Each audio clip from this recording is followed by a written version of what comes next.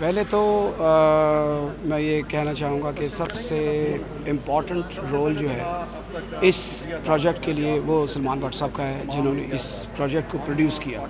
फिर इस प्रोजेक्ट के बाद मैडम संगीता जो है, शी इज़ ब्रिलियंट डायरेक्टर। और उसके बाद परवेज़ कलीम साहब पाकिस्तान के टॉप राइटर हैं, जिन्होंने इसको ज़ुबान दी। और फिर मीरा इसको एक्ट कर रही हैं और इसमें बहुत सारे आर्टिस्ट हैं।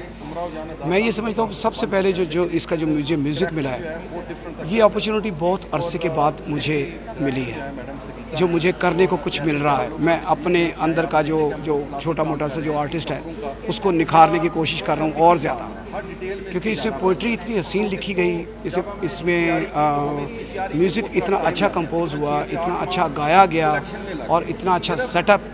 क्योंकि एक चीज़ अगर हो तो बात नहीं बनती, सब चीज़ें इकट्ठी हों, cameraman, lights, set, designing, costume, makeup, hair styling, jewellery, production, ये सब चीज़ें मिलती हैं तो एक प्रोजेक्ट बनता है। तो इसमें अल्लाह की रहमत से ये सारी चीज़ें मौजूद हैं, जो कि कहते हैं कि जितनी भी कॉमेडी है वो अमानुल्लाह से बाहर नहीं जा सकती। इसी तरह जितनी भी कोरियोग्राफी है फिल्म इंडस्ट्री की, ड्रामा इंडस्ट्री की, वो पप्पू सम्राट से बाहर नहीं जा सकती। इतना अच्छा आपने काम किया हुआ है। इस दफ़ा कितना बड़ा सरप्राइज़ देंगे, कितना बड़ा तोहफा अपने फैंस को देने जा रहे हैं इस ड्रामे के ज़रिए, इस फिल्म? मुझे नहीं पता मैं कैसा काम करता हूँ, या अच्छा कोरियोग्राफर हूँ या बुरा कोरियोग्राफर हूँ, बट मुझे आज मेरी शूट नहीं है, लेकिन कल मैंने शूट ख़त्म कर दी इसकी।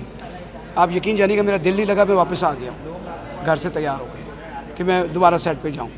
तो इससे आप अंदाज़ा लगा लीजिए कि मेरा कितना इंटरेस्ट इसमें डेवलप हो गया है कि मैं आज शूट भी नहीं है मेरी, और मुझे नहीं आना था आज, लेकिन मैं फिर भी आ गया हूँ कि आप मेरा दिल नहीं लग रहा उस सेट के बगैर। तो जब दिल नहीं ना लगता, इसका मतलब कि मेरे काम की क्वालिटी जो है ना वो बेहतरीन हो रही है, जस्ट बिकॉज ऑफ एवरीबडी।